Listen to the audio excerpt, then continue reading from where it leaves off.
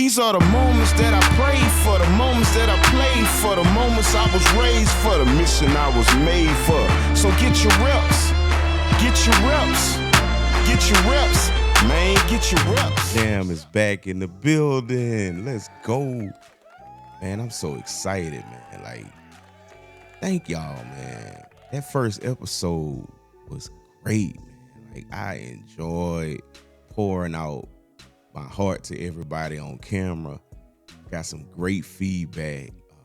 Got some YouTube subscribers. First of all, man, if you could, if this is doing anything for you, if you're liking what you're liking, like, share, and subscribe. That'll help me out a whole bunch, man. I just want to get this message out to the masses, man. Like, I really have a heart for people. And I'm just here to do what I do best, and that's to inspire people, man. I love each and every one of y'all. And stay tuned, man. I got a story, though. I want to talk about this young lady named Sarah, right? Stay with me. It's a message in this story. So Sarah was a master baker. Sarah's grandmother and mom were great bakers, and they taught Sarah how to bake. And Sarah had a gift for it because she would go to bake sales and win. She would go to her school and pass out bakeries to the class, and everybody loved her pastries. You know what I'm saying? Like, she was at the top of her game on it. But Sarah also had a high mental capacity. Sarah was a problem solver. She did very well in school, man. Like, she excelled. She was well liked. Just did her thing. So Sarah wound up getting through school and graduating. And she did what, most of us do. We go on to college, and she got a degree in business. But there was this void. She was like, hey, man, do I really want to go into like the corporate world, or, what do I want to do to fill this void? So Sarah, being who she is, she bet on herself, and she started a bakery. But because she had that degree, she was able to learn the business side. So she did a lot of research and development in her area to see who preferred what things and what everybody ate. And she found out that they liked a lot of like diner style restaurants and bakeries and, movies, stuff like that. So with that being said, Sarah, being who she is, she started her bakery. She took some money that she had put up because she went to school on scholarship. And she had some money put up, so she bet on herself. She did everything she needed to do, and she got that bakery started. In the beginning of it, Sarah was real self-conscious. She didn't know what she was going to do, so she just went with it. I'm going somewhere with this. She started a soft launch on her first week, for our opening. And in that soft launch, she invited family and friends, just close family and friends. And she just wanted to share that moment with that intimate group of people, man. So that Saturday morning popped up. The doors are open for this soft lunch.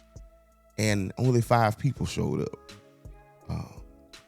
But it was a good 5. Everybody partook in the pastries, and they sang Sarah's praises. And it was a good day. It was a good day. Sarah accomplished her goal. So that next week, she started her official lunch. You know what I'm saying? That's for everybody. She invited everybody. She did her marketing, word of mouth. So on that next Saturday for the grand opening, ribbon cutting, all of that, only 10 people showed up. Going somewhere with this. In those 10 people, one of them was a famous content creator that had found out on the internet about Sarah's pastries, and they had heard about Sarah from the bake sales and the church services. So they showed up and they partook in Sarah's pastries. They went online and blew up the spot.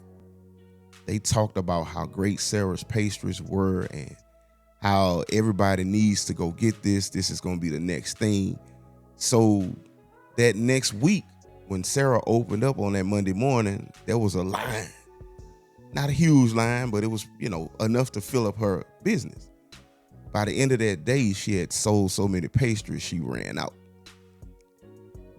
With that being said, man, I'm letting you know,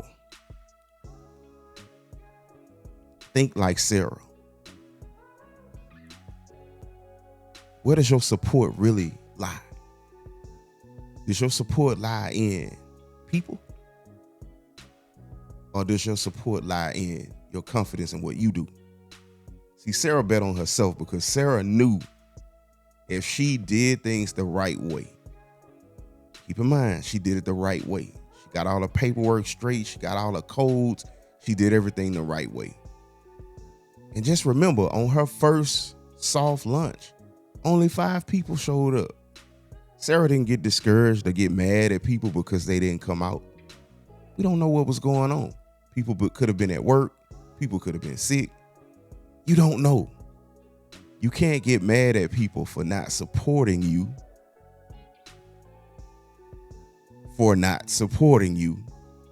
And you don't know why. You got to get mad at yourself if this doesn't succeed. Because if you put in the research, if you put in the time, and you know what you know and you good at what you do, you got to look at where that support is actually coming from. And if you can just reach somebody else will reach somebody. Somebody else will reach somebody. It don't always have to be the popular people from around town. It don't always have to be the Johnny come latelys. It can be some people you've never met before. You got to be confident and know this is what I do and I'm good at this. Why do we always think if the people around us don't give us the green light, it's going to fail? Did you even have any confidence in what you started this for? Got another story. There's this young guy and he's cutting hair. He's been cutting hair in his neighborhood for years. Finally goes to barber school and he gets his barber's license, and he goes up on the price. And then everybody that was in his neighborhood that was coming to him for that cheap price when he got his barber's license, they stopped coming. So he stopped communicating with his people. He cut everybody off. He was acting funny. Everybody's like, hey man, what's going on? Congratulations on the barber's license. But he just really stopped rocking with everybody because he's like, before I got on, everybody was with me. And then when I got up, they stopped. But what he didn't realize was he was in an impoverished neighborhood. People just didn't have it like that. He went from $10 haircuts to $50 haircuts. See, his mindset wasn't right. Because if you'd had the heart for the people that you were cutting prior, and if you had looked around and researched your area, you would know that the people in that area can't afford $50 haircuts. They might be able to come holler at you once every couple months. But if you were really, really adamant about cutting hair and you spent all of that money to go to barber school and you got good and you did this, it's gonna succeed. But you have to put your services in the right place. You have to advertise to the right people. You have to know your audience. You can't get mad at people because they ain't come out and support you, because they ain't come out and holler at you. You don't know their circumstances. All I'm saying is become dependent on yourself. Become independent. Break the thought of needing others to validate you and substantiate you. Some people go to certain gatherings in certain areas because they think they've outgrown the people they were around previously. And they go to these other areas and they think that the new people are giving them the game. And the new people could possibly be given enough of the game to get what they want out of it. But then they develop this complex that I'm brand new. I know more now. I can go back and show everybody else, not knowing that some of these people that they left from, the wisdom was gained through the trenches. The wisdom was gained through experience. It wasn't gained through reading a book or following status quo. Like, you got to really pay attention to the people around you, because there's some wisdom that we overlook. And I've often overlooked it because I may have thought I was smarter than them or I had more experience. See, that's why I can learn from anybody. Again, I'm a musician. I'm a pretty okay musician, self-proclaimed. You know. But every day that I get up, man, I can learn something from anybody. I can learn something from a child. I've learned stuff from my 12-year-old going on 13-year-old son. Like, you have to understand wisdom and knowledge ain't the same thing. Man, I'm gonna switch topics on that. My brother Joseph Wopar, shout out to Joe, and his podcast, man, just landed. Go look it up. Just landed on YouTube. It's a good podcast. But we were having a conversation, and one thing he told me is there's a difference between a scheme and a hustle. See, all of us at some point gonna have to hustle. I had to hustle to get where I'm at. But you got to make sure you ain't out here scheming on people, because scheming will rear its ugly head. There's a difference between a scheme and a hustle. A hustle requires some grind and some grit. A hustle means you just went and did 8 hours somewhere to make some money and it wasn't enough. So you got out there and you hustled. You got out there and you hustled to get where you needed to be. A scheme is, I'm going to start this business because all the people around me are big spenders. So I'm going to guilt them into coming to my business every week, and I'm going to overcharge them for this product, and I could just make my money off of them. Like, nah, bruh. People are not resources. You have to develop some knowledge behind what it is you're trying to do. And you have to say that my product will be suffice for everybody.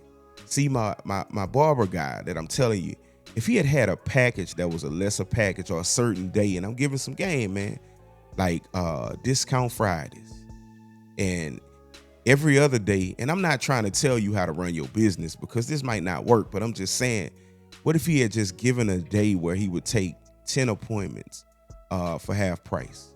You know what I'm saying? To a select audience.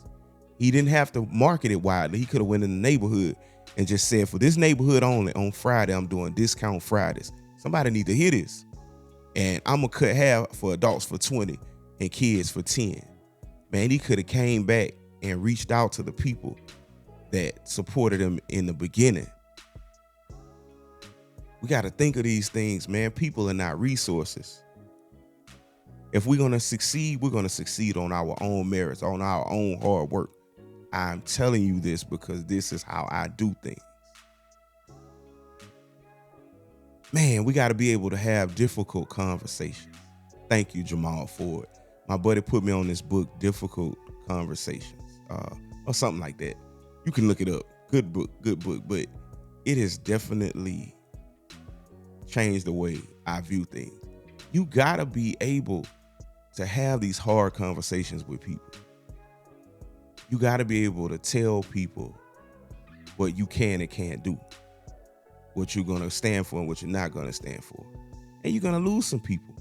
Not everybody's going to support you, but that's okay because you can figure this out. But you got to be on your game, man. You got to understand and ask yourself, why am I doing what I'm doing? Am I doing this just for a little momentary come up? Am I trying to scheme? Or am I genuinely trying to hustle? Because at the end of the day, we want to work smart, not hard. Not everybody want to hustle for the rest of their life. I certainly don't. So I'm putting myself in situations to where I'm grinding that X, to where when that time comes, I'll go from active income to passive income. And I see that day coming. That day is closer than some might think. But I got to put that hustle in, man. I got to put that grind in. We got to grind it out, man. We got to stop scheming and start hustling until that hustle pays off and we can sit back and we can look at the great work that we put forward. Got to stop scheming, man. If you know you owe somebody money for something they did, pay them. Don't give them excuses. Personally, when I hire out other musicians, whatever it is that I charge, I take that money out of my own personal budget. I don't do this for everything, but I'm just giving you an example. This may not work for everybody, but I make sure that everything that the people that I hire is in place, whether it's a deposit, and I'll get my stuff on the back end. Because the worst thing that could happen, in my opinion, is that I hire some guys that I know and that I work with, and the people that I subcontracted out or subcontracted me out, their money gets delayed, and my guys are looking for their money. They got bills to pay, tires got to go on their car, Infamil got to be bought, and I didn't give them their money. Now their wives and girlfriends are looking at them like, hey, what are we gonna do? Like, stop scheming, man. Think about others. Think about others. I'm a giver, man. I love helping people. I've taken losses to give, but it wasn't a loss because reciprocity is a real thing. You will reap what you sow. And again, I say this, I'm a God believer. And the way I live my life is by scripture. Reciprocity is a real thing. You will reap what you sow. I said that in the last episode, and I say that again. It's time for us to step this thing up, man. You good at what you do. Stop doubting yourself. Go learn how to do something. Go figure something out. I was just telling one of my relatives the other day, it's so many things that you can do, but you locked into a certain way and you hadn't unlocked the other stuff. Unlock the other stuff. It's time. Break away from the norm. Do something different. Tomorrow, write down in your iPad or in your phone, I'm going to take a different avenue. I'm going to go see something different. I'm going to learn how to make coffee. I'm going to bake a cinnamon roll. I'm going to go shop at a different store. Like, do something different. Expand your mental capacity, man, because you are great. Like, everybody was put here for a reason. You got to find out what that reason is. Because when skill is a requirement, repetition is key. Get them reps. I'm out. These are the moments that I prayed for, the moments that I played for, the moments I was raised for, the mission I was made for. So get your reps, get your reps, get your reps, man, get your reps.